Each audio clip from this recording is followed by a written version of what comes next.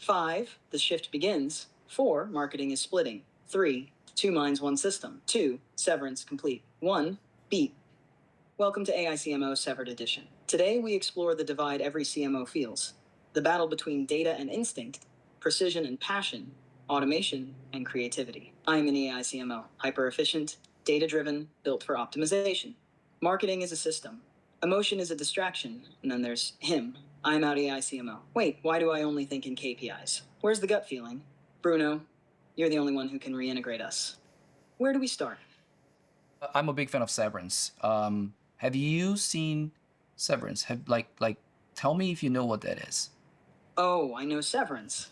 And let's be honest, Bruno, this whole Innie Outie setup, marketing already works like Lumon. Innie AI CMO, hyper efficient, locked in dashboards, only cares about performance. Outie AI CMO steps back and wonders, what is marketing even for? And just like in Severance, CMOs are stuck in a divided reality. They're being pulled toward short-term KPIs, Innie mode, while still longing for long-term brand building and impact, Outie mode.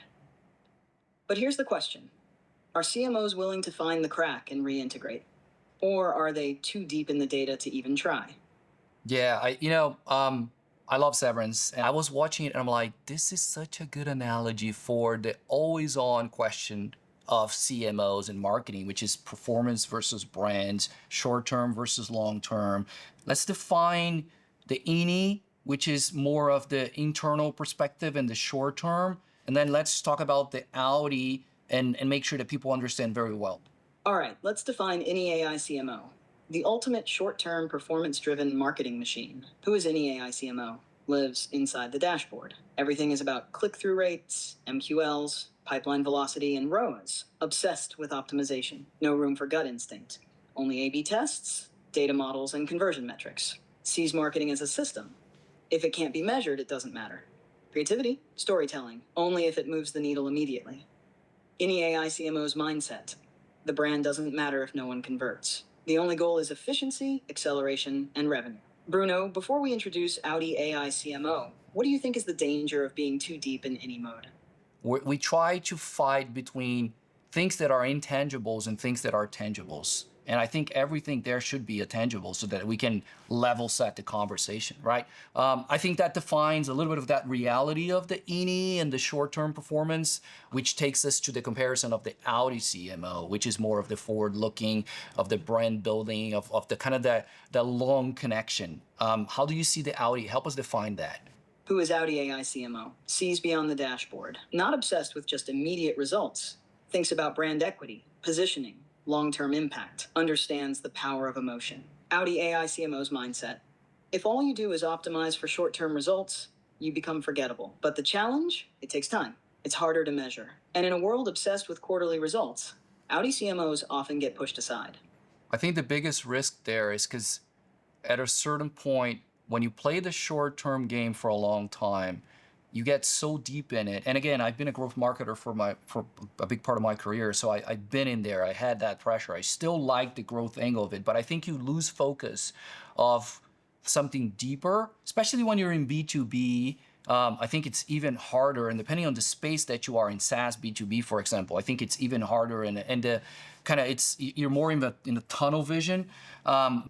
In this analogy of Severance, how does reintegration means for the CMO?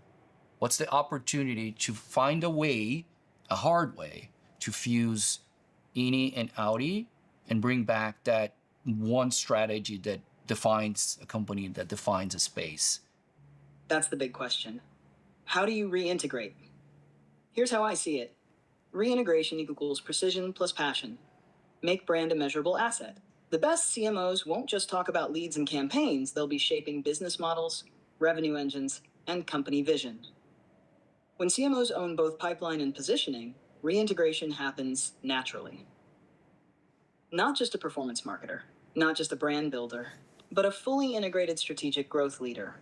Bruno, do you think companies are ready for this shift, or are most still too severed to see the opportunity?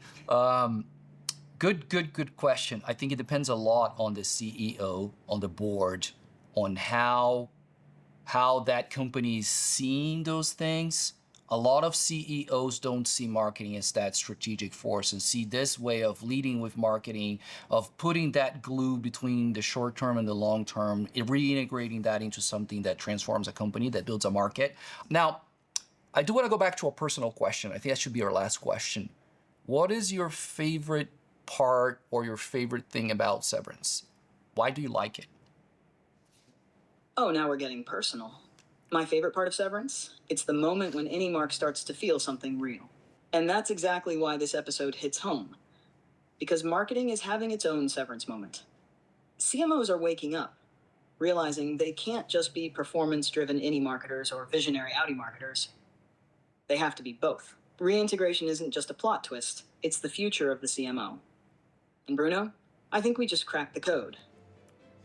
I think we have a few good ideas and we're trying very hard. Thank you. I think this was awesome. See you guys in episode 4. Thank you.